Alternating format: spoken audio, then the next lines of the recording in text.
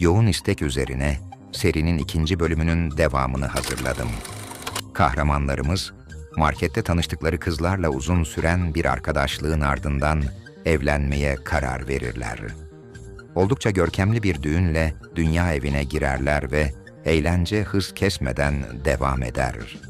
Balayı için Kıbrıs'ı tercih eden çiftimiz, adanın en ünlü yapılarından biri olan Girne Kalesi'ni ziyaret ederler. Ardından otellerine yerleşip havuzun ve plajın tadını çıkararak mutlu bir hayata adım atarlar.